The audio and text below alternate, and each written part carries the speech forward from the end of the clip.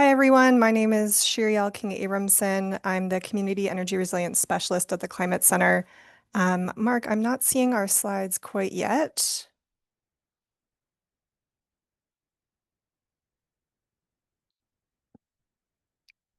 Thank you all for being here today. Great. As Mark mentioned, this is our webinar on how electric school buses can help Californians save money, cut pollution, and keep the lights on. And this webinar is part of a three-part webinar series on the benefits of bidirectional electric school buses.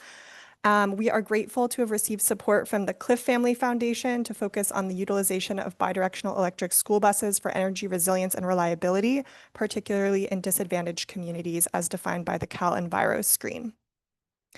Next slide, please. We want to give a big thank you to our generous sponsors, primarily the Cliff Family Foundation, but also MCE, Sunrun, River City Bank, Peninsula Clean Energy, and the Bay Area Air District. Next slide, please. And we are grateful as well to our promotional partners, Actera, Act Now Bay Area, Clean Coalition, Civic Well, Climate Resolve, Clean Start, Community Environmental Council, and Grid Alternatives. So I'm going to give you a little context for today's topic by telling you a little bit about the Climate Center and our hallmark campaign, Climate Safe California. The Climate Center is a think tank, do tank, working to rapidly reduce climate pollution at scale, starting in California, and we were founded in 2001. We work statewide with businesses, local governments, labor unions, and environmental justice leaders to deliver the equitable climate solutions that science demands. What sets us apart is our ambition, our laser focus on California, and our proven ability to get big ideas across the finish line. We work in partnership without ego to overcome corporate power and deliver climate solutions that serve as a model for the rest of the nation and the world. Next slide, please. Our campaign, Climate Safe California, aims to make California the first state in the nation to become carbon negative. Next slide. So why California? Well, we are the fourth largest economy on Earth and also a major oil producing state.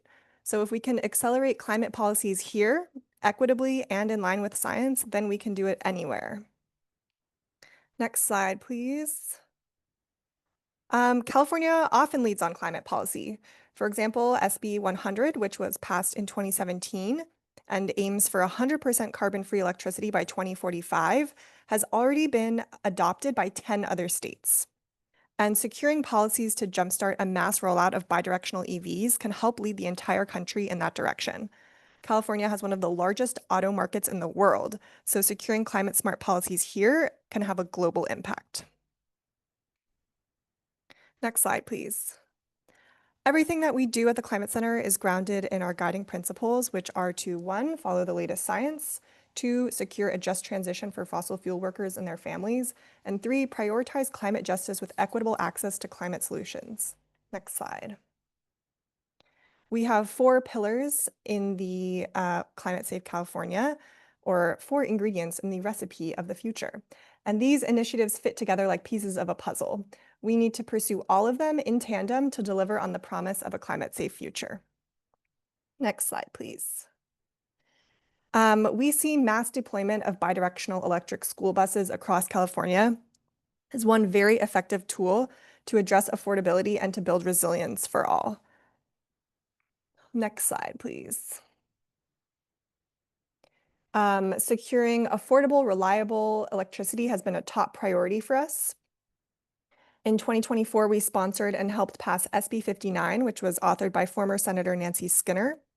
It's a first of its kind law to support bidirectional electric vehicles. Also, thanks to our efforts, the state launched a new program for clean, resilient microgrids and energy storage across the state. We are currently sponsoring AB 740 by Harabedian, which builds on SB 59 by directing the California Energy Commission to create a strategy for scaling up virtual power plants, which include energy storage assets like bidirectional electric vehicles. We also have a vision paper on the grid for the future that outlines this vision in further detail, and we can drop that link in the chat, so you'll see it there. You can also access it on our website. Next slide, please. I invite you now to take action urging Governor Newsom to use electric vehicles, including school buses, for affordable, reliable electricity. The link will be dropped in the chat now, and we will share it again in the middle and the end of the webinar if you don't catch it right away. Next slide, please. We also want to invite you to join us for our next webinar. As we mentioned, this is the first in a three-part series. Our next webinar will be on July 24th on the affordability and public health benefits of bidirectional electric school buses. So if you want to dig deeper with us on that topic, please join us in July. And now it is my honor to introduce Robert Stafford from WRI for the first of our panelist presentations. Yeah, thank you all for having me. So Robert Stafford here from the World Resources Institute. And as we're getting the slides up, I can dive into a bit of description about that. World Resources Institute's a global nonprofit. Within World Resources Institute, I'm in the Electric School Bus Initiative, which was funded here through a grant from the Bezos Earth Fund with the aim to electrify student transportation all across the United States. And if we have the slides up shortly.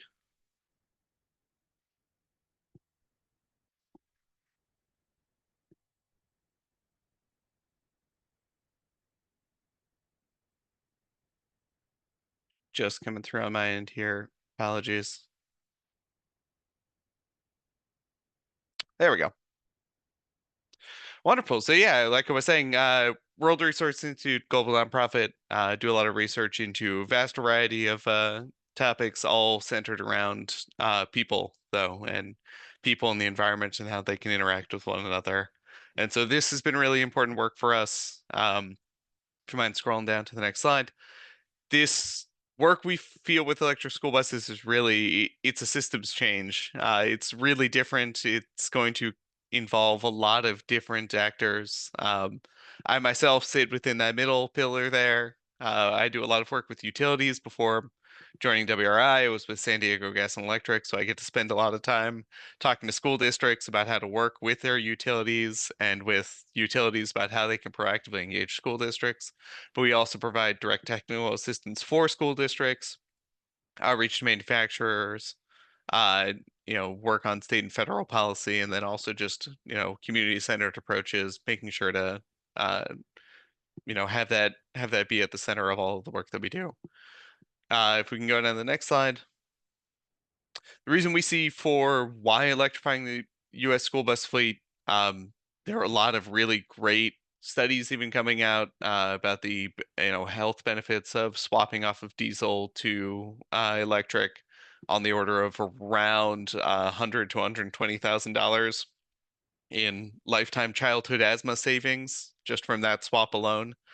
But then as well as clean air, reduced operating costs, new jobs in the electric transition, and then we see this really as a tipping point for a lot of medium and heavy duty space. We think school buses can really be leading the way. But the last point is the point that I work on the most, that is resiliency and renewable integration, specifically with bidirectional energy from school buses. And that's going to be the topic of our conversation today. If you want to move to the next slide. So when we talk about grid services and kind of services in general that bidirectional energy is going to be able to provide, I want to start on the right, kind of explaining through some of those graphs there. What we see is the ability for these school buses to help flatten some of that energy load, right? Uh, you have a lot of energy demand, California system in the morning and a ton in the evening.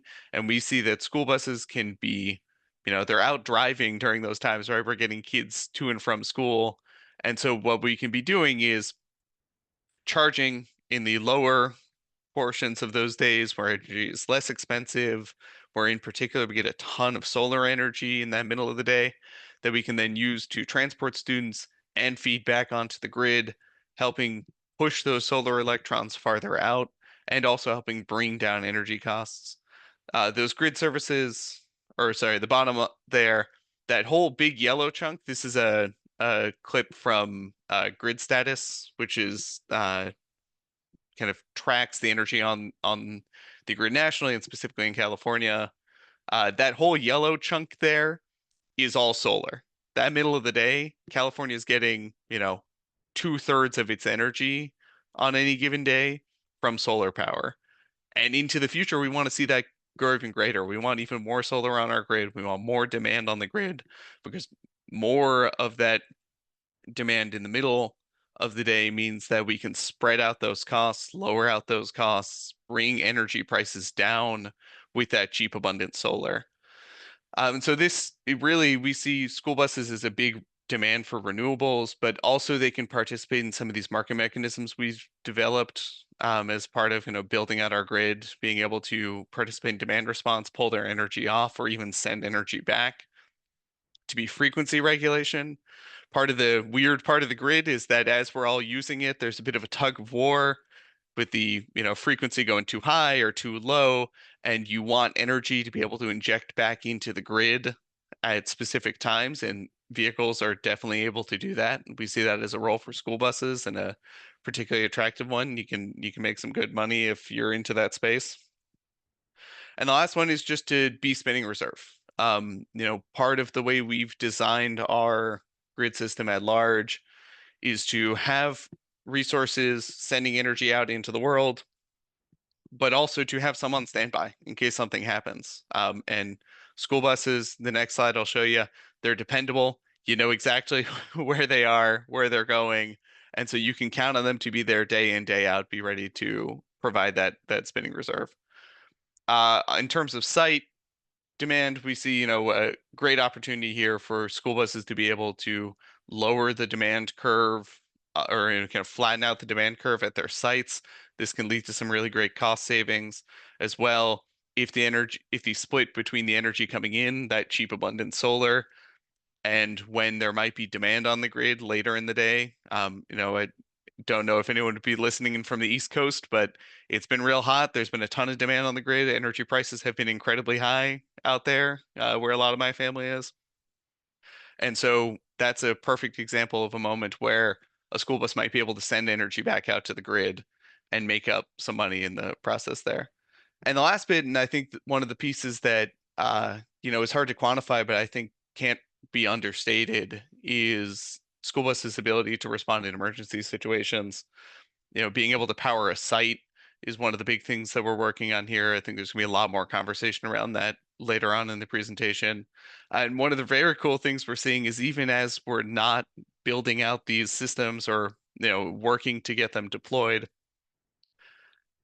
school buses have air conditioning on them, right? We want to keep those kids cool as they're going to and from school. And that load to run the air conditioner is actually very small in comparison to running the actual bus and driving it around. And so if you get one of these buses out to a cooling site, you can park it there, have the air conditioning on full blast in that vehicle for, a day or two at a time without having any emissions released into the air, just being able to keep folks in California cool, particularly some of those, most vulnerable populations. I know one of the things that we would do frequently uh, work frequently with in San Diego were mobile home parks. And the fact that, if some of those get above 100 degrees, the structure physically cannot cool itself with the insulation there. And so that's one of the really great opportunities I think we see to have school buses provide more than just public transportation, be a public good, be public cooling.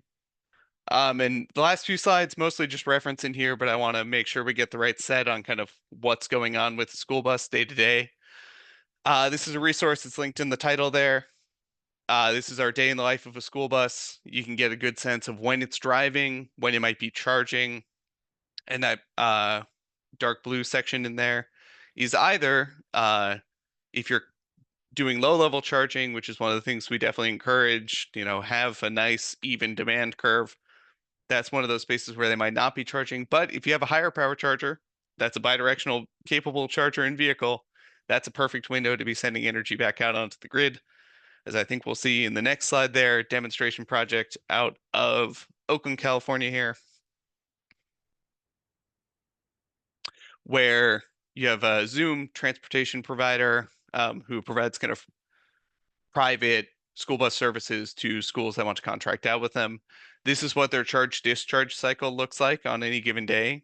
those green sections on that first one, that's driving the kids to and from school. Those blue sections are charging, and that red is discharging. So you can see even on an operational day, they're sending energy back onto the grid. And half of the days out of the year, in particular over those summer months when it's hottest, they're able to just use that as a battery, send it back and forth, and really get some great use out of it. Last couple things I want to plug here. We have a mutual aid assistance template. This is a great way for school districts. On the next slide, for school districts and school bus operators to get connected early with emergency providers. That way you can make sure that, as these systems are getting developed, you can use them differently, right? That cooling center to start, power in the future. This is a great resource that we've developed to be able to, get that conversation rolling early. Definitely give it a look. I'm going to get on to the last couple slides here. I think the last one here yeah, is the concept that we're working with. One of the things that we really love to plug here is that the electric school bus transition offers a great opportunity for us to be more inclusive in our transportation system, more lifts on buses, and we're starting to see vehicle bidirectional chargers that are able to be wheeled around. And the idea here is being able to wheel a charger onto a bus, deploy that to a site. If you want to pop to the next slide.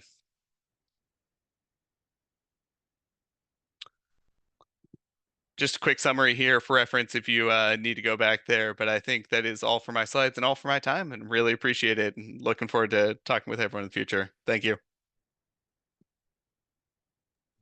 Thank you so much, Robert. And if folks have questions for Robert, feel free to put them in the Q&A, and we will follow up with Robert at the end of the session. So I just want to make this announcement as well in general. As we're going through these presentations, feel free to put any questions that come up in the Q&A section, and we will get to them at the end. And now it is my pleasure to introduce Annabella Korbatov from Fermata Energy. Welcome, Annabella. Thank you, Shiriel. I'll go ahead and share my slides. And I will make sure they're in presentation mode. Can everyone see? Okay. Yes. Great. So I'm going to start off just with a little bit of an intro about Fermata Energy. I am the Vice President of Regulatory Affairs at Fermata Energy. Been with Fermata about 8 years now. Fermata Energy is a vehicle-to-grid services provider. We've been around for over 10 years, deploying V2G systems commercially across the United States since 2016. Mostly with light duty fleets, but we are also working with school bus fleets. And most recently, a couple months ago, Nuvve, another leading V2G services provider, acquired Fermata Energy. So that's why today I'll be presenting on some of Nuvve's projects. And this new chapter for Fermata combines our advanced software optimization capabilities with Nuvve's industry-leading expertise in deploying V2G systems. They have a lot of V2G school bus projects out there and a lot of expertise in validating bidirectional charging systems and battery energy storage solutions. So we're very excited for this new chapter. So I'll get started. And today I'll be presenting on Nuvve's projects, and mostly on a very interesting new project we are doing in Tulare County with Porterville Unified School District to boost community resilience. But I'll start off here with an existing project that's already been in the works for a little while, just to give you a sense of the kind of projects that Nuvve has been doing with school districts and bidirectional school buses across the country. So V2G and bidirectional, I will use that interchangeably. You will also see the acronym ESB, that stands for electric school bus.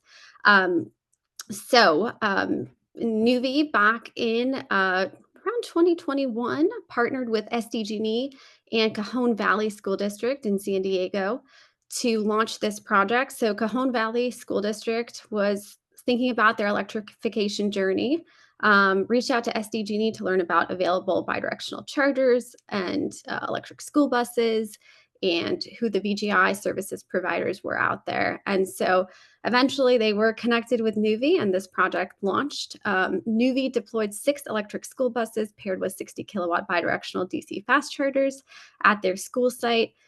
And this pilot program participates the buses in the emergency load reduction program, which you'll hear a lot more about. This is a load reduction program. It's essentially emergency demand response. It's a program available to customers of investor and utilities in California from May to October. And it was the first demand response or utility program to compensate bidirectional chargers for export. So it is a really important milestone in development for the bidirectional charging industry in California.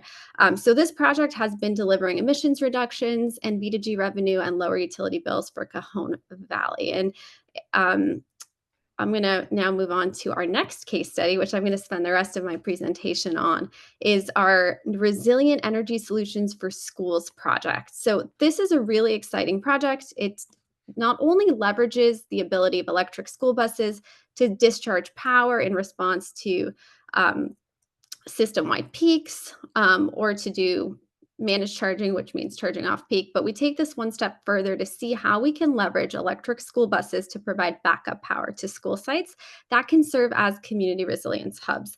And this project came to fruition from funding from the California Energy Commission and the Climate Center. So it will demo vehicle grid integration and an islanded microgrid vehicle to building system at 2 sites. So one of those sites has already been identified. We're working with Porterville Unified School District in Tulare County. And this project will also produce a replicable blueprint for schools to transition to zero emission electric school buses.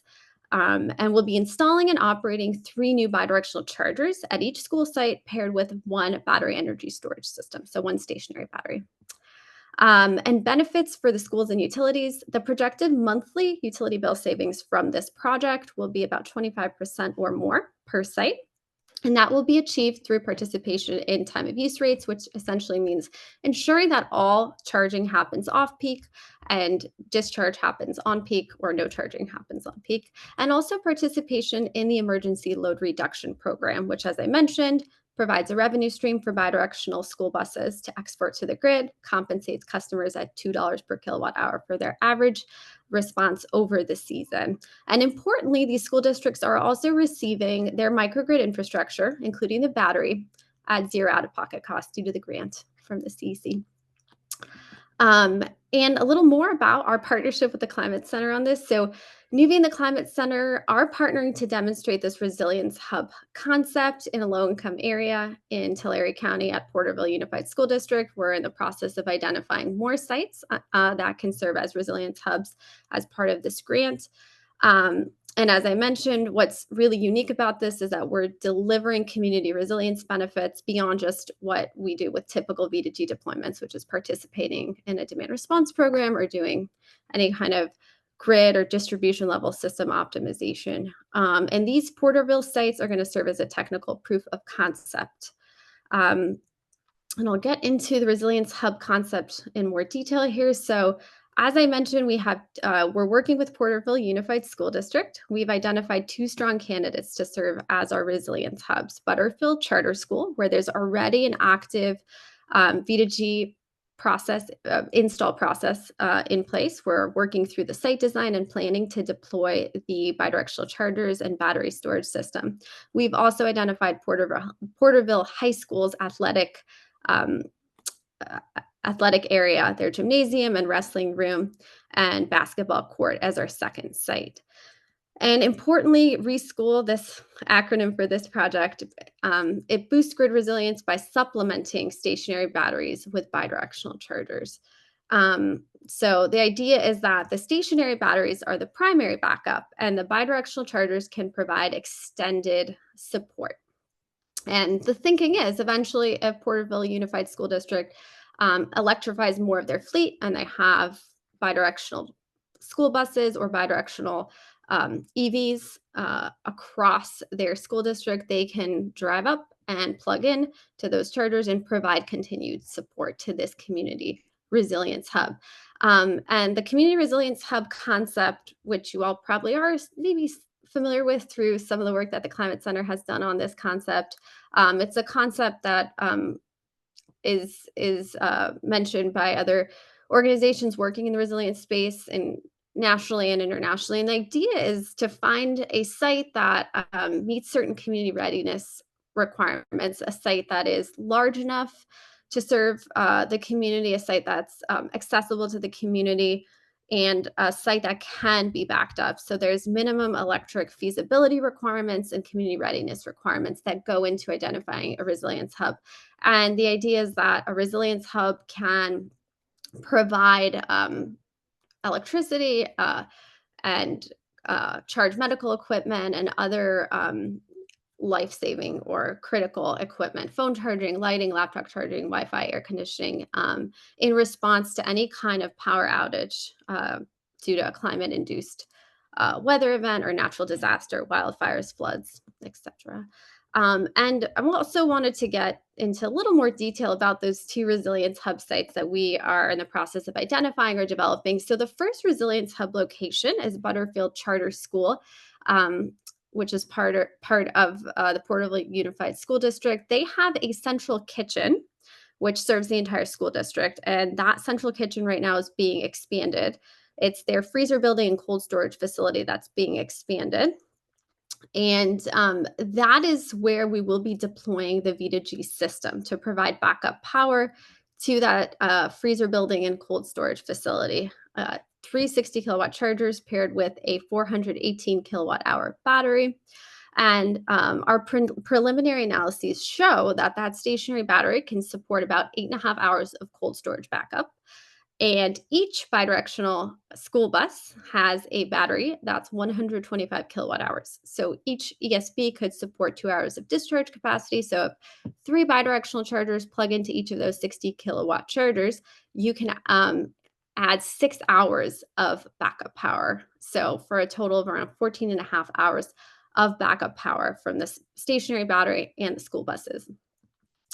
And the second site we're in the process of assessing is Porterville High School's athletic area, which is their basketball court, gym, and wrestling room.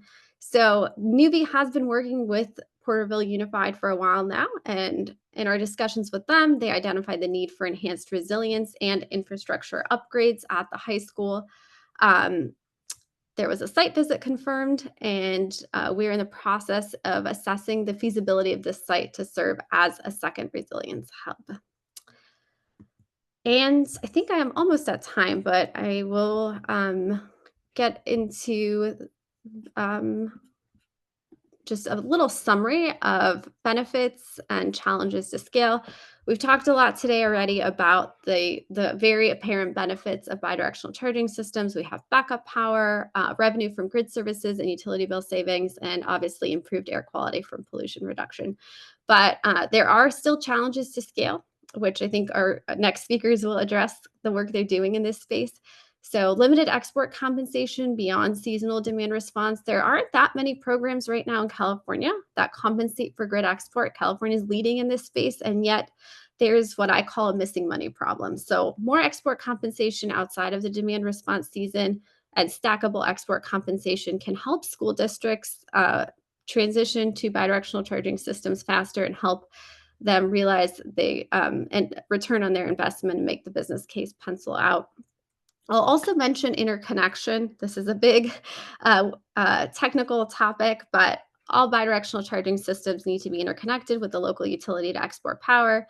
California, again, is leading on interconnection, and the investor utilities have been trying to streamline V2G interconnection, and yet the process does remain very slow.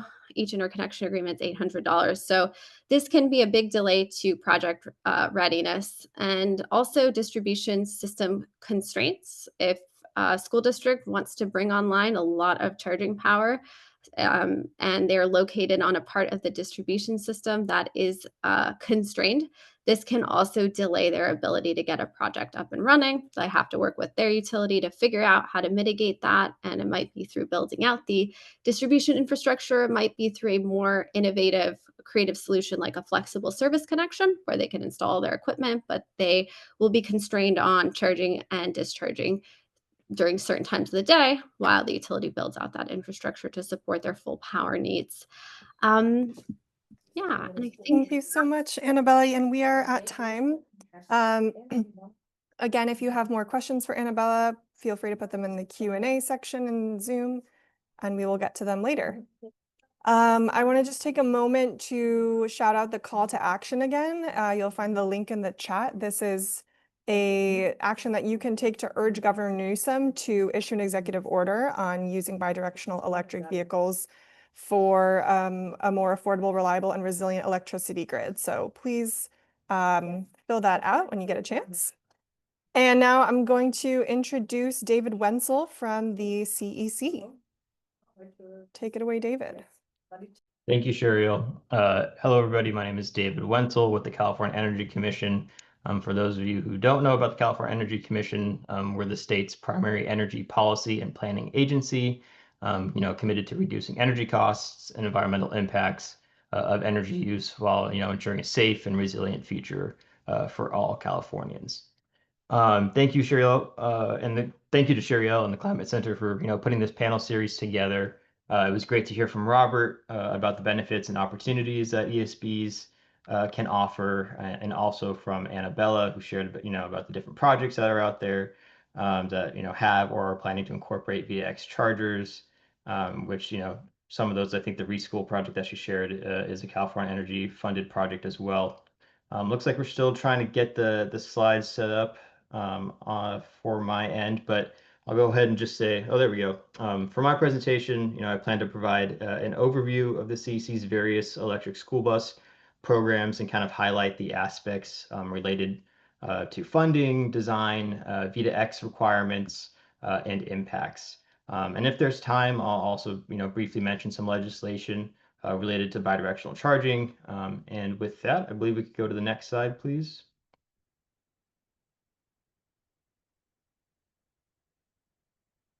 All right, perfect. Thank you. So the first CC program that I'd like to talk about is our school bus replacement program. This program launched back in 2017.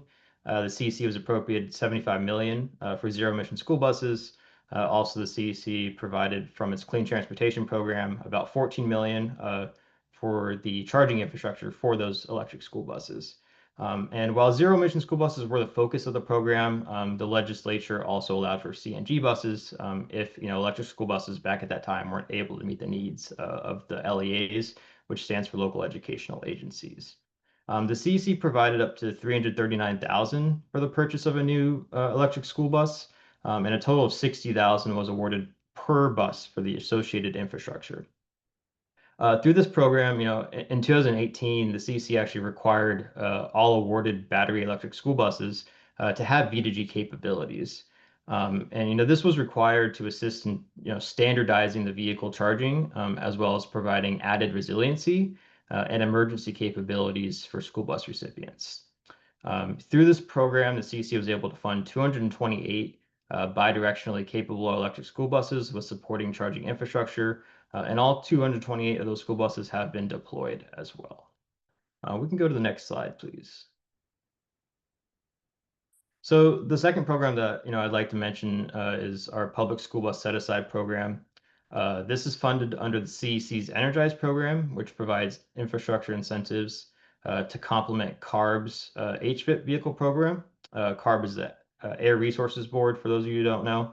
We work with them a lot. They kind of primarily focus on the vehicle funding now, and we kind of deal with the infrastructure funding.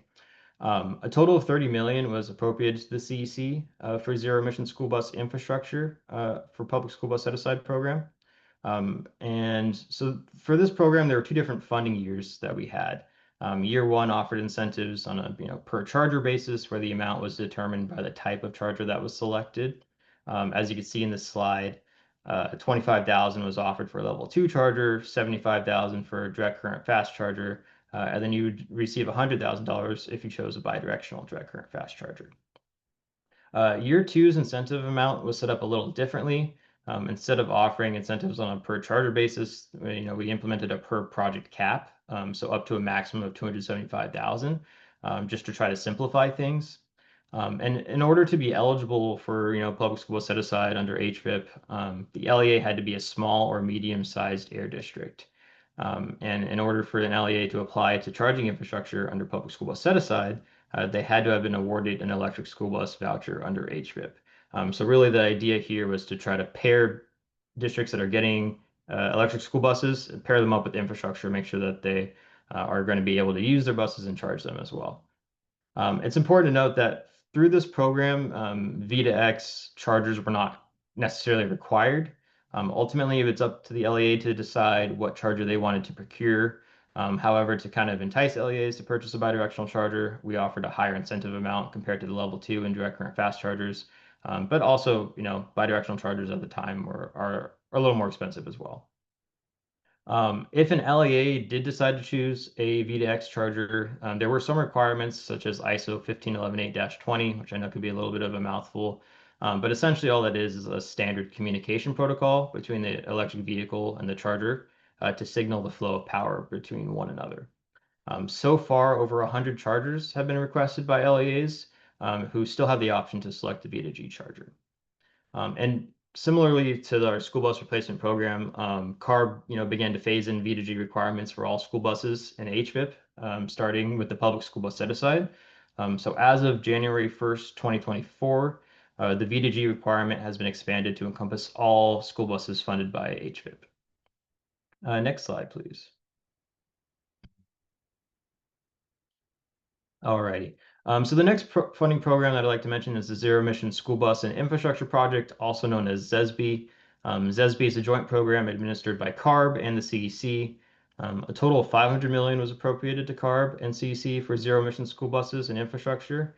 The specific breakdown is $375 million went to CARB for the buses, and $125 million went to CEC for the infrastructure and associated school transportation costs. Under ZESB, LEAs can request up to $470,000 towards the purchase of a new zero-emission school bus and its supporting infrastructure for every scrapped internal combustion engine school bus.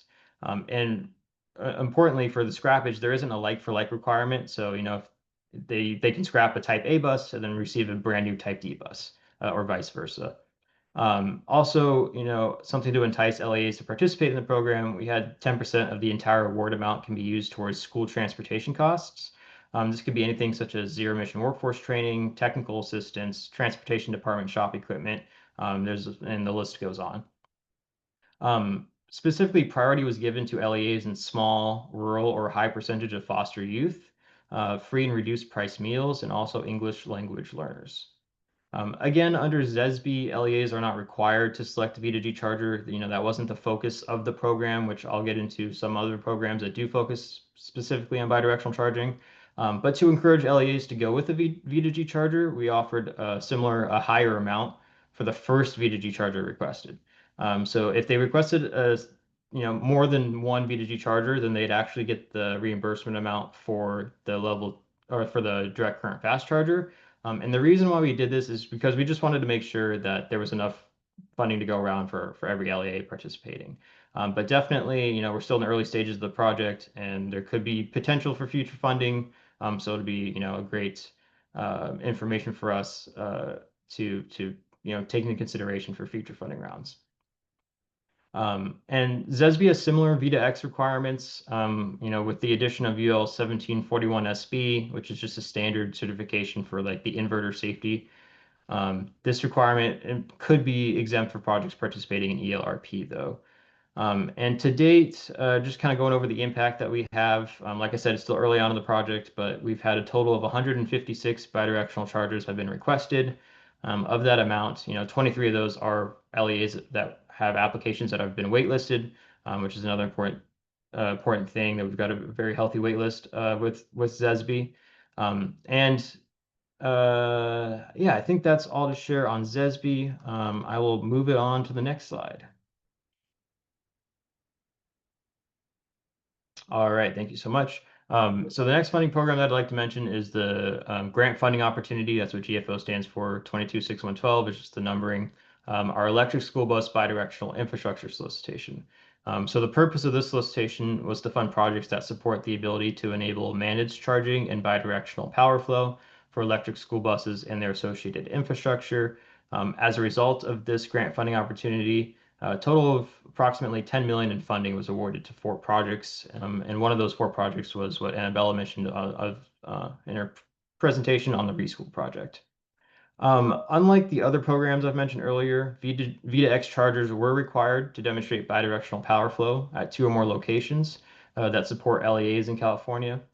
Each of these locations must service at least 3 electric school buses, and priority was given to applicants with projects located in low-income, disadvantaged community, high percentage of free and reduced price lunch, grid-constrained areas, and a newer one that we've focused on in this is tier 2 or 3 fire districts, so the areas that are high fire threat areas.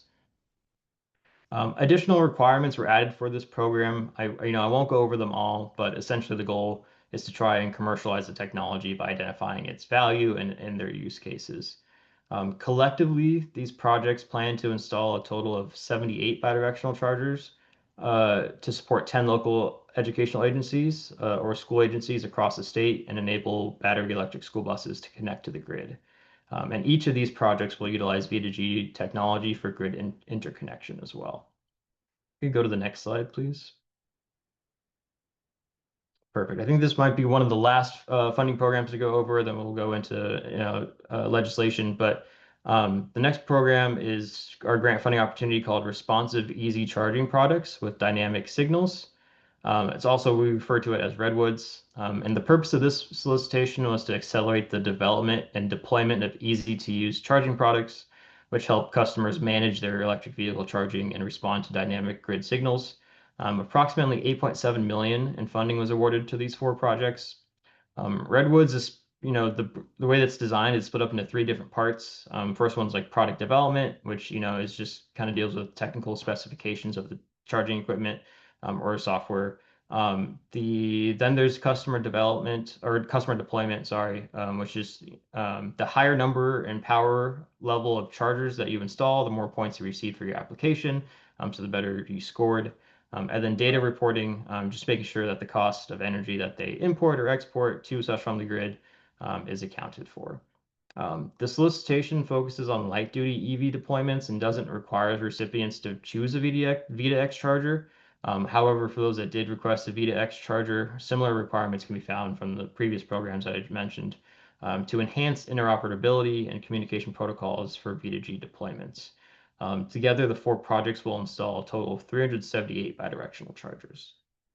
We can go to the next slide, please. Perfect. And we're probably just coming up to time, but this is one of my last slides. Last September, Senate Bill 59 was signed, which gives the CEC authority to mandate certain vehicle weight classes be bidirectionally capable if we determine there is a compelling beneficial use case to the electric grid and vehicle operator. I don't have too much more to share, but currently, we're in the middle of conducting technical analysis to determine such use cases, such as the financial benefit or resiliency benefit, as discussed in the previous presentations. And with that, go to the next slide. Just want to say thank you. That concludes my presentation, and I will hand it back over to Sheriel to introduce our next speaker. Thank you so much, David. It is now my pleasure to introduce Margarita Parra from the Clean Energy Works foundation. I will pass it over to you, Margarita. Thank you, Sheriel. I'm so happy to be here. Good morning or good afternoon, wherever you guys are. And I'm really happy to be here just because California is leading and you all are seeing how. There is an impressive policies. Thank you, David, for sharing that. Annabella, it's great to see all these pilots that you are really pursuing in California and the amazing resources. I was going to share my presentation, but thank you. You guys are faster.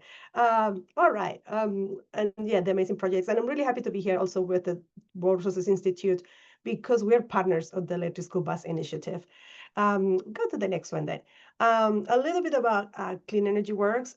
We are a national nonprofit. You may not have heard of us. We're very small, about less than 15 people, but we do have staff in California, and all remote, but now folks in California too. And our mission is to accelerate the inclusive investments that are needed to ensure that everybody benefits from the clean energy economy.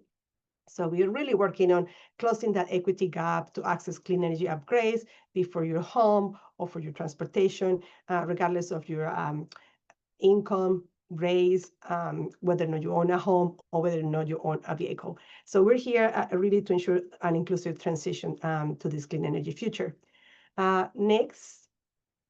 And we are very small, as I said, so we work with other people. And I'm really proud to say that on electric school buses, which is the focus of our transportation work, also transit buses, but here we're talking about school buses.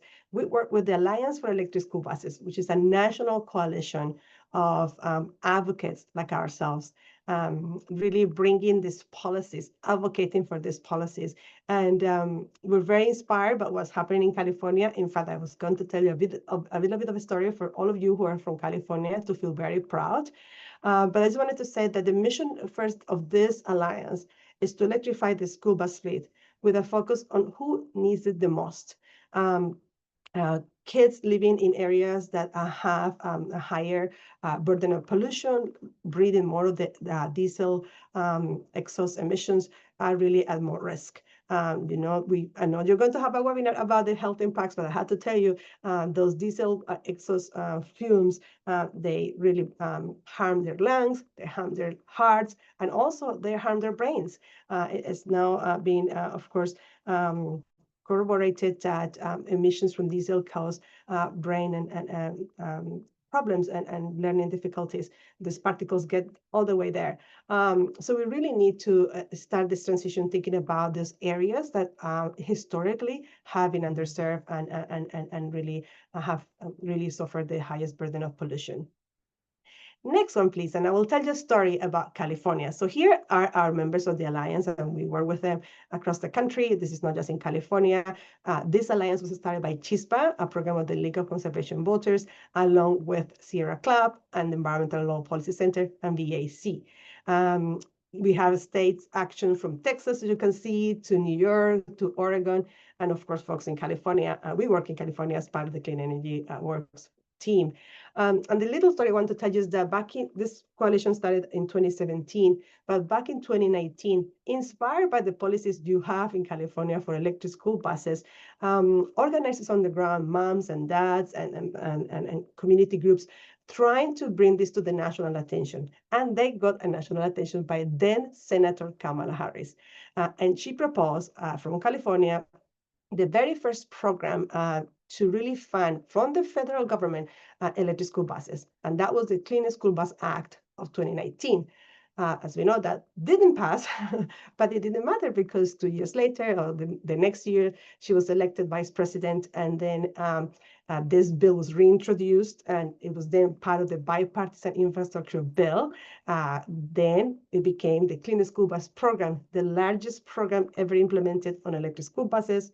Also has a little bit of other technologies too, I had to disclose. But this was the EPA's $5 billion program that until today has been bringing benefits to many schools across the country. So it's all started because of California advocates and people like us trying to make sure that the national authorities understand why is this important, this transition. Next one. So apart from federal policy, our coalition also works on utility policy, and that's what actually I do most of my days from Clean Energy Works. We are working and advocating with state regulators and utilities to have these policies that allow, for example, the pilots that Annabella is trying to implement to be in place and to improve them. She mentioned how there are no compensation programs. So as advocates across the country, we're really going to regulators through rate cases and through all the opportunities we have to publicly provide input to ensure that electric school buses are included in all this utility planning, integrated resource plans, distributed resource plans, infrastructure planning, because we need to ensure that they know this load is coming and they're prepared for it. They know that, of course, it's going to be an interconnection and energization process, but we need to to make it faster, speed it up, I was going to say. And we need to ensure that in the long term, we plan for what these resources can bring to the grid. As Robert explained, these are valuable assets to the grid because we can provide many services. So we're advocating for those plans. We're also advocating for technical assistance and fleet advisory services, especially in disadvantaged communities and school districts who really don't have this technical expertise. And we really want to ensure that there's a through community engagement, that the school districts and their communities are part of this process. We also advocate for equitable and fair rates for this charging infrastructure. We need to ensure that there are time of use rates that provide benefit to the grid, but also ensures that there's more affordability in terms of the school the school district paying the electricity bill and managed charging programs. On the other hand, there is a need to, and I'm glad in California you guys have CEC. I mean, it's amazing that you guys have support for the bus, and in terms of incentives, but also support for the chargers, which is very important. But we also advocating with utilities to ensure that they have this type of programs and that actually explore different ways in which these programs do not add more pressure on rates. We advocate, among many things, for inclusive utility investments, which are a mechanism that really support a fiscally sustainable way of scaling up this investments in infrastructure. And we also advocate for those grid services to be really targeted at the communities that are more impacted. All of this advocacy agenda, these topics are included in a guide. It's called the State Policy Playbook, and I would love Mark to put the link in the chat because I want you guys to know that all of this is included in that guide, and not just for California, but for other states. And we did it, this was the Alliance for Electric School Buses in partnership with WRI, so it's a joint product. Thank you. Next.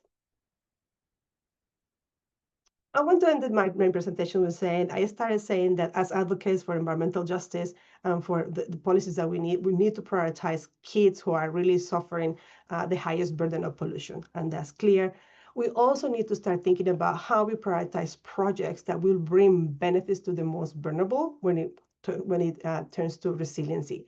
We know that climate change is here. We need to mitigate it. We're doing this through transitioning to electric buses powered by, of course, cleaner electricity. But we also need to know that now we are really being hit hard by these climate change events and heat waves, storms, and wildfires. And you in California, I know you've been suffering this.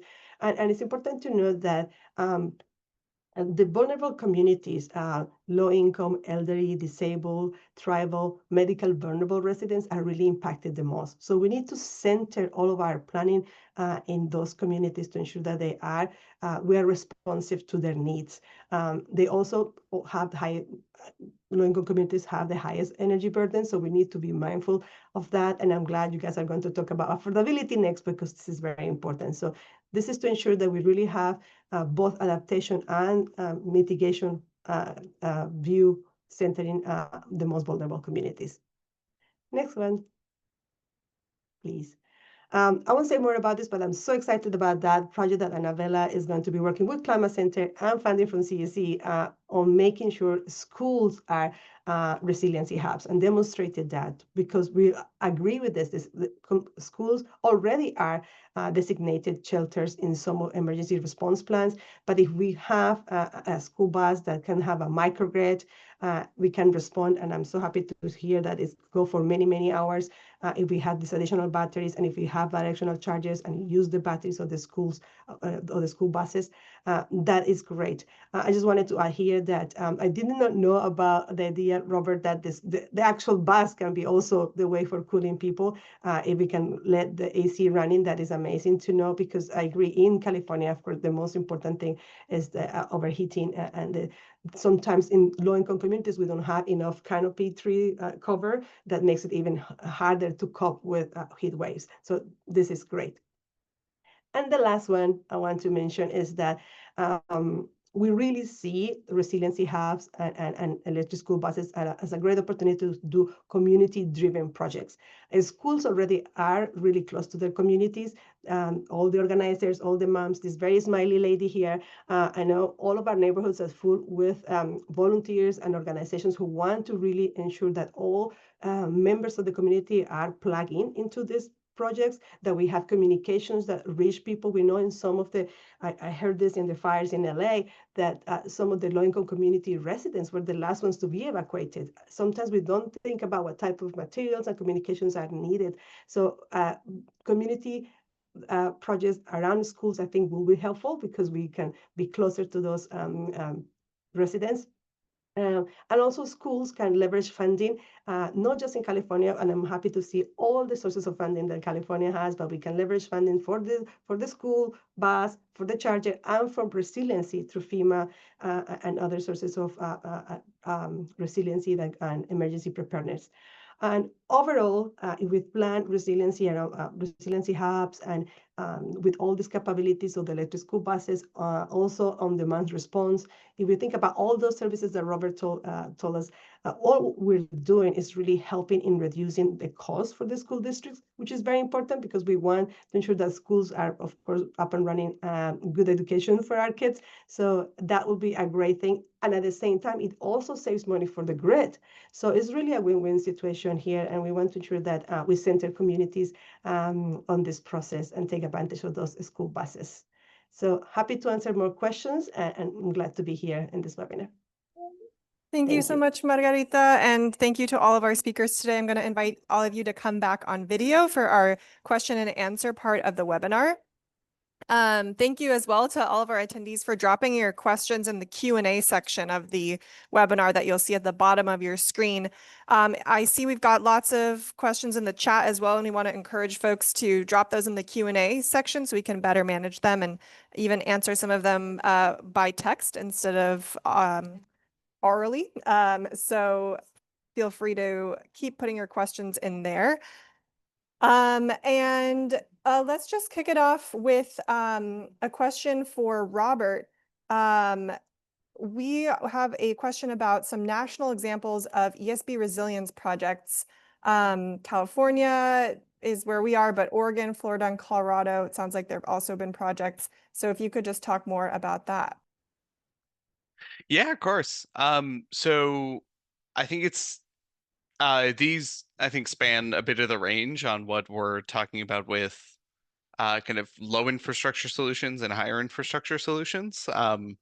The Florida example is exactly the lowest infrastructure. That's just, folks using these buses as cooling centers, which we love to see, all the way up to Oregon has, I think, one of the farthest along vehicle to kind of microgrid sites up there with New Buildings Institute. That's their mover program.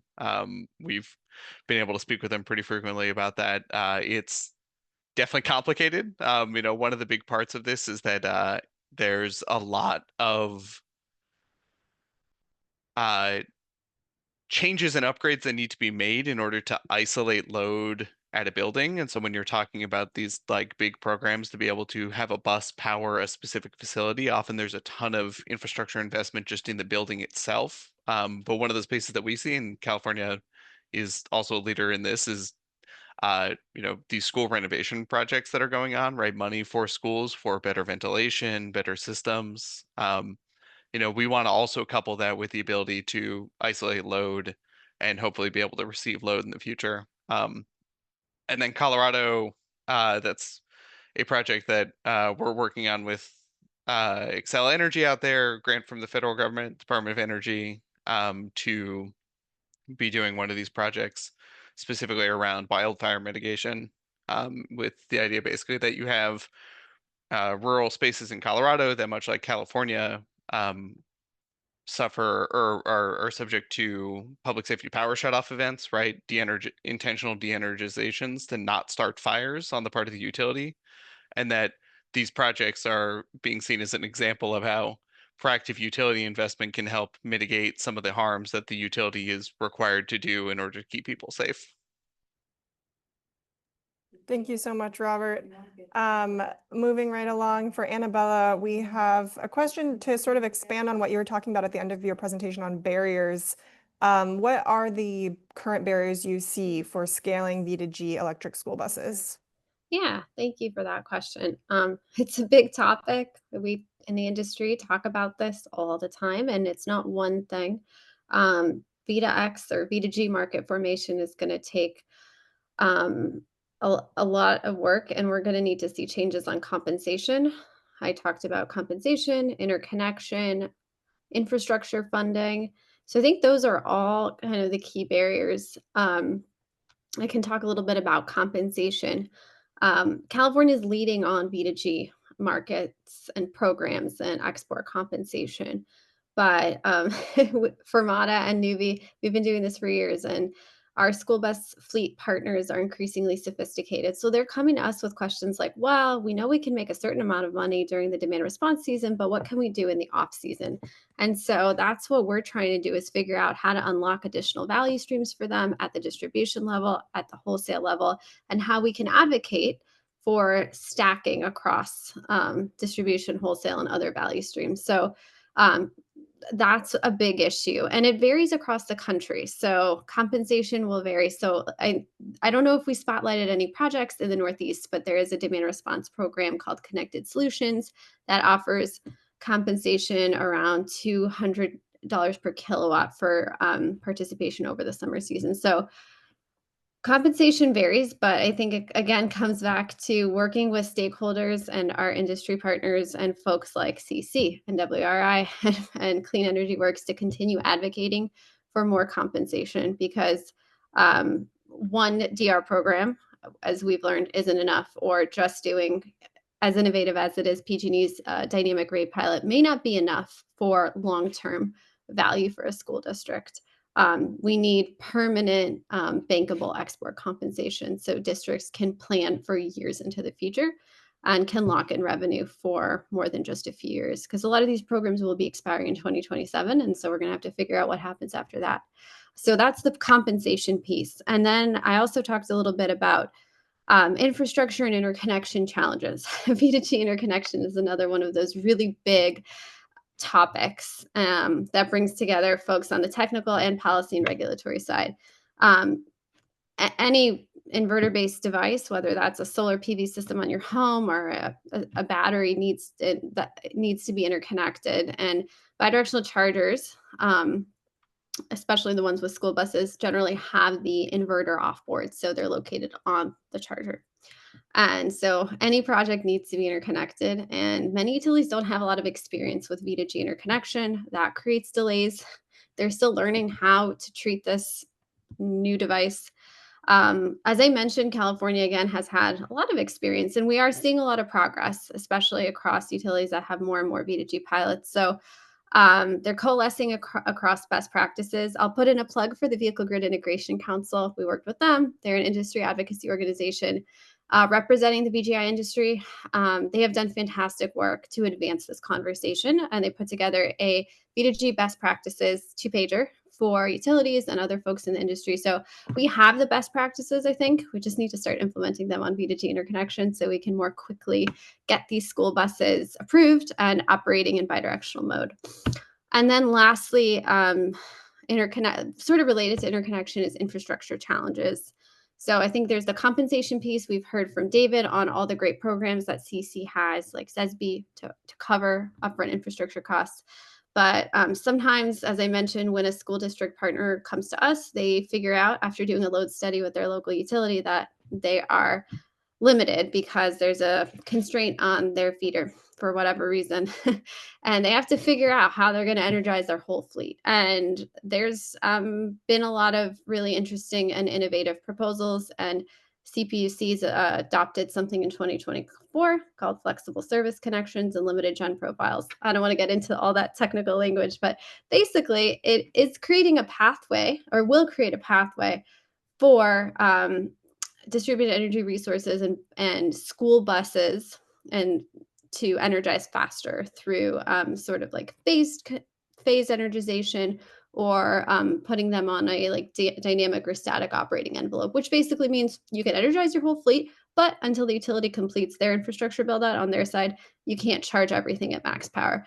But it's creative solutions like this that I think are going to kind of help us scale. So I would say compensation, infrastructure, upfront costs, and interconnection are the key barriers right now that I see in this industry. Thank you, Annabella. A couple of questions for David that are related.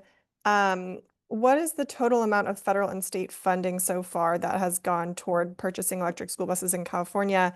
And then does the CEC have any future funding plans for bidirectional chargers? Yeah, thanks, Shuriel. As far as the total amount of funding that we've put towards electric school buses and infrastructure. I don't know the breakdown from the federal and the state level off the top of my head, but I know we've invested I think the number is like 1.3 billion towards electric school buses and infrastructure from the state. As far as kind of like the next steps for bidirectional charging, that one program that I mentioned through our electric school bus bidirectional infrastructure solicitation. So it's actually a two-phase solicitation, and the initial phase is intending to assist local educational agencies by developing V2G charging infrastructure demonstrations.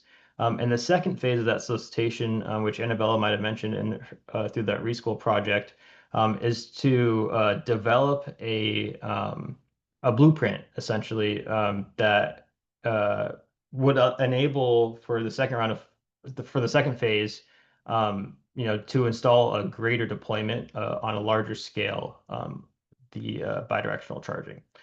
So we're expecting for that second phase of the solicitation to be released sometime around the 2026 timeline. Don't really have too specific of a date, but that's kind of the general time which we're looking at.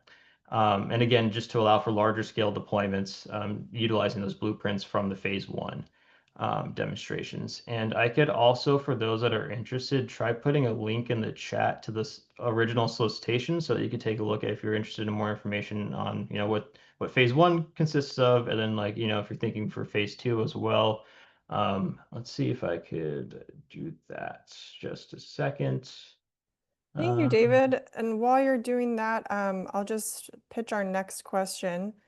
So feel free to pop that in the chat. And Margarita, we have a question for you. What is happening with the EPA electric school bus funding? So while we're on this funding topic. Yes, and I don't know the break of that federal program to California. I wanted to find that out, but the total program was 5 billion. Of that, 3 billion has already been deployed and is being executed. There was some frozen funds, of course, that happened at the beginning of this administration, but we confirmed that 3 billion, some of them are frozen, and what was obligated, which is the billion, is going to the field. Yet 2 billion remain that were not obligated, and we may not see those programs, that funding delivered. What's happening currently, I think advocates, and I was just going to say, I know some of you ask how you can be more active. So I was going to say, go to this webpage, which is our Alliance page, and find an organization near to you that you can connect with. Mothers Out Front, Moms for Cleaner Force. I mean, there at Sierra Club, many volunteers, many organizations who you want to volunteer, or you want to co-advocate with them, and they will happy to hear from you, because there's still a lot of advocacy to do. In California, I will say, to respond and connect to Annabella, I think the most important advocacy right now that we can do is with utilities. I think the state has great policy framework, CEC has the funding, but right now who are lagging behind is utilities. Utilities need to really speed up what they're doing, and we have various proceedings open. We have the transportation electrification infrastructure and policy proceeding. We have the high DER, distributed energy resources proceeding. We have the energization, and we need to ensure that we have a voice in all of those. So I encourage any organization who want to be a party to those proceedings to go and say and really advocate for utilities to go faster and to really get at the compensation programs that Annabella was saying. Because to me, one of the biggest barriers of this is that electric school buses are still very expensive.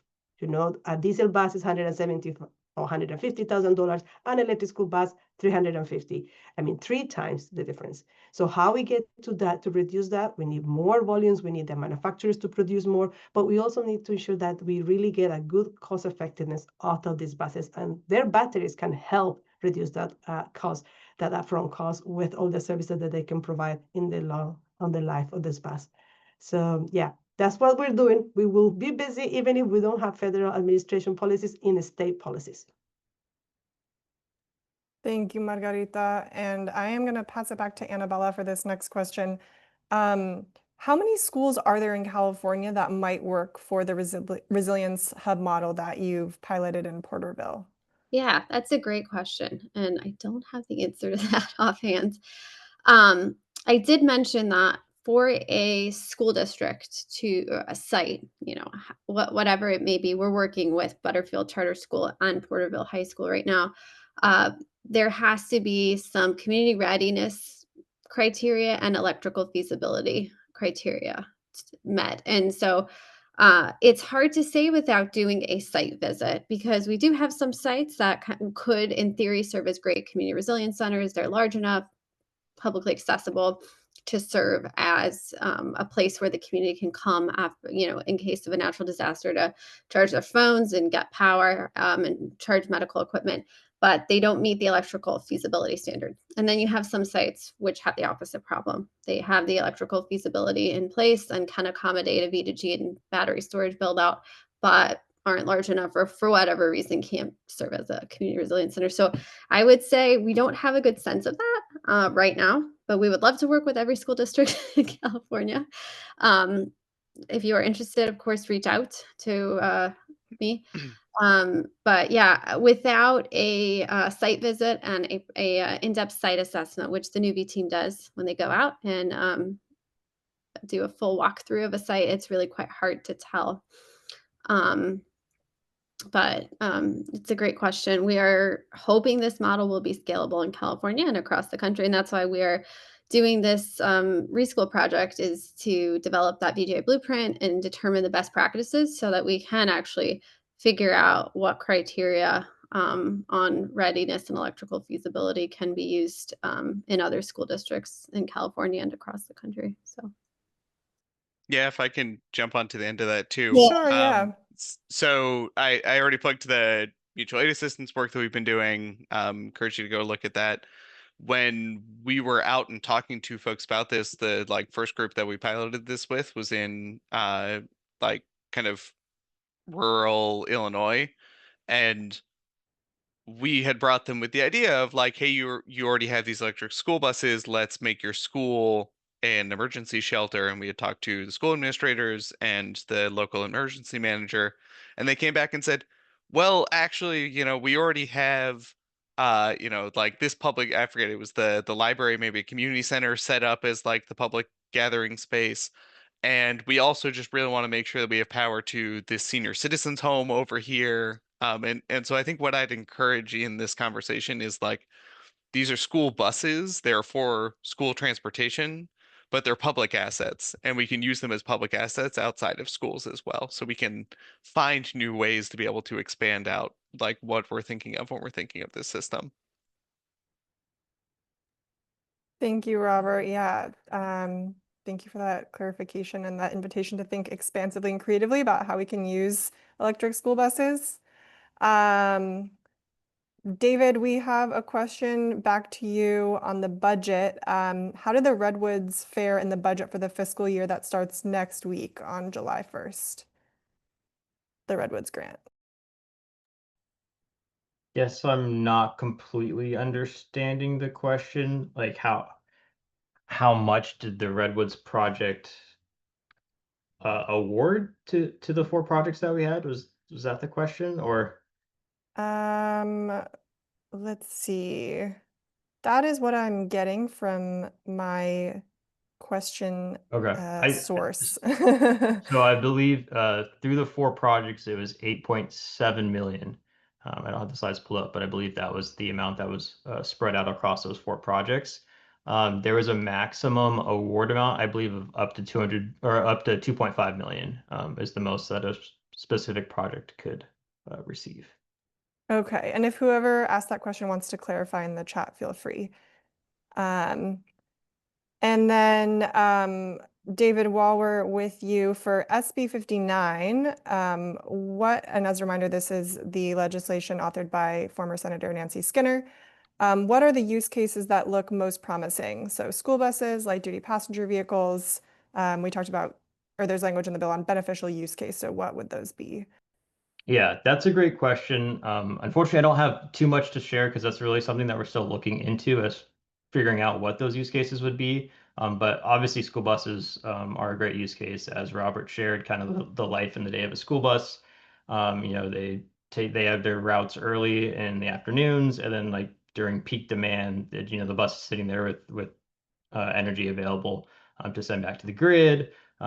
So I would say definitely school buses are a low-hanging fruit, I would say, for bidirectional charging and to, a good use case that can compensate the owner of the vehicle as well.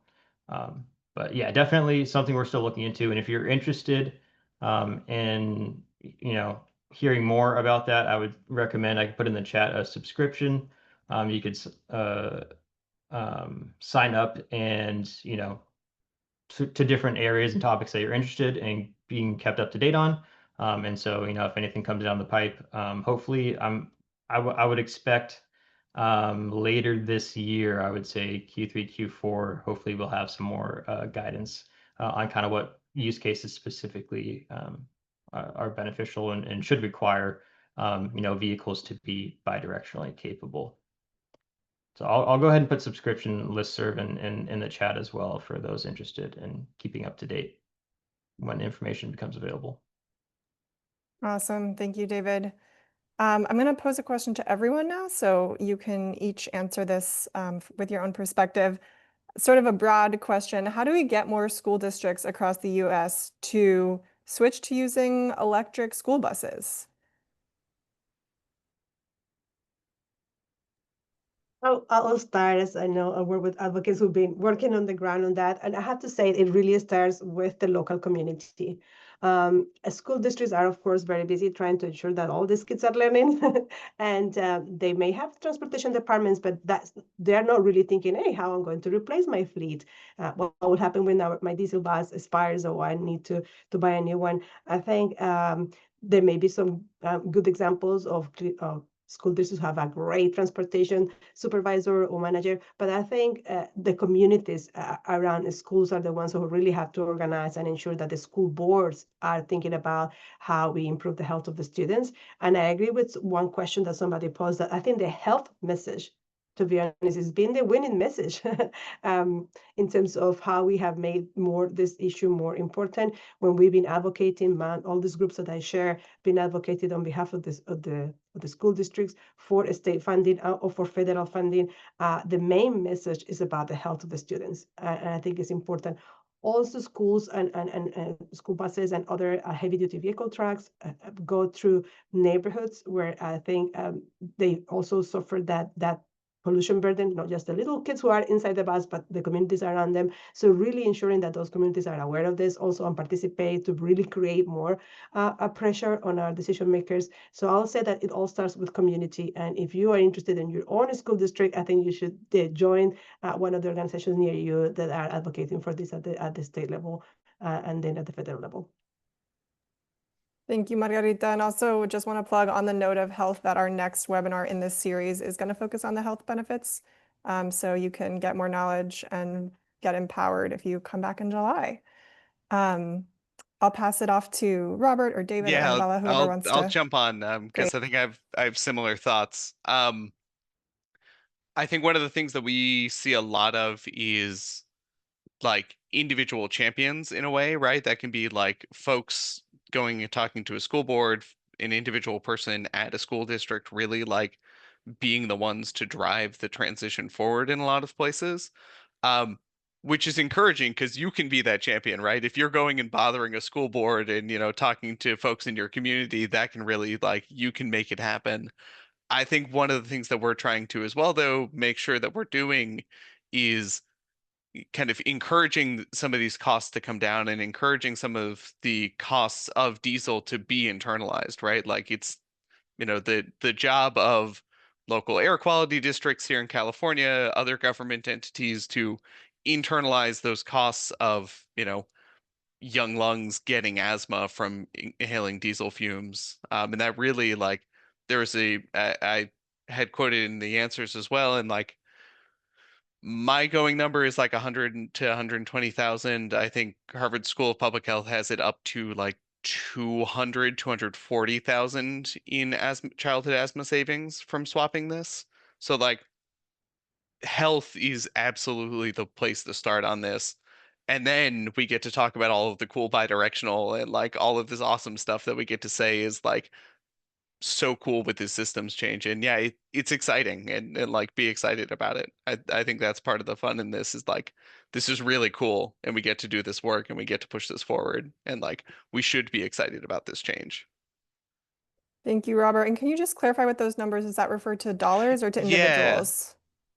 So that's, I linked it somewhere in here too, but that's like the public health benefit or the public health benefits of swapping from diesel to electric in this case. And that should be somewhere in the Q&A. I can't scroll through it quite fast enough, but go there. It's I great. found it and pasted it again. Yeah, Thank thank you. you. Awesome. Thank you. David or Annabella, do you want to chime in here? Again, the question was how do we scale, how do we get more school districts across the United States to go electric with school buses? Yeah, I could take a shot at it. I think kind of what going to Margarita and Robert were saying is it's all about like telling the story, right? And showing that one of the primary benefits, if not the most important, is those health benefits.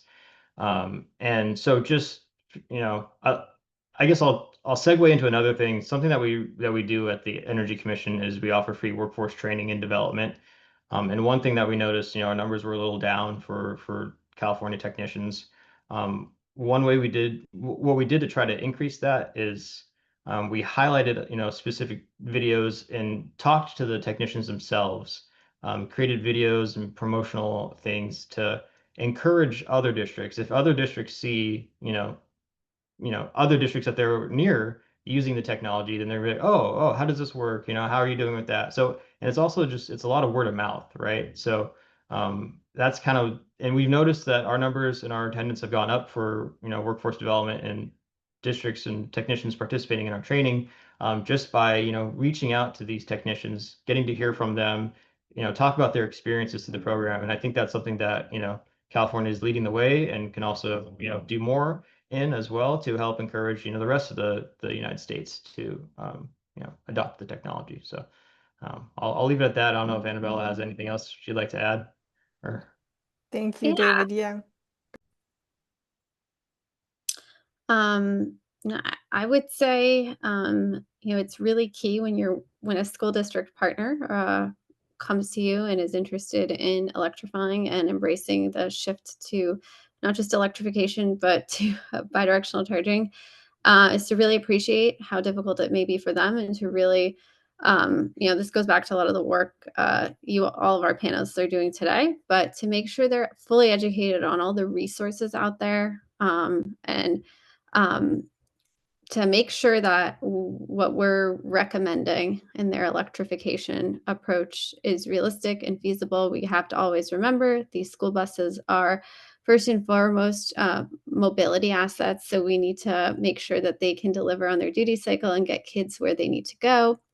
And then that's where we come in, is we can optimize for when those school buses are parked and can provide energy storage to the grid or to a building. And so I guess the way I think about it is, really focus on each school district partner and their unique needs and challenges. No district will have the same two goals, challenges, duty cycles, or constraints. Like I mentioned, some districts have load constraints, others don't. Some can interconnect quickly, others don't. The compensation and value stack in one area is different from another. So it's really just making sure we pay attention to the unique needs of each school district, and also education is key. WRICC and Clean Energy Works are doing a great job, as are some of our industry partners like Vehicle Grid Integration Council. So I think, that is key. Thank you so much, Annabella. And thank you again to all of our panelists. That was our final question since we are out of time. But we really appreciate each of your insights. If folks have more questions that they didn't get answered here, we can connect you with our panelists to help you follow up. We invite that as well. And we do want to again plug our next webinar that is going to be on the health and affordability benefits of bidirectional electric school buses. So that's going to be July 24th at 10 in the morning Pacific time again. And we are dropping the link in the chat so you can register now. And then once again, we want to encourage you to take action for a clean, reliable, and affordable fleet of electric vehicles in California. urge Governor Newsom to issue this executive order. We need all of our voices working on this, and we have that link right in the chat for you. And with that, I'm going to wrap up for today. So thank you everyone for coming. Thank you again to our panelists, and we will see you in July.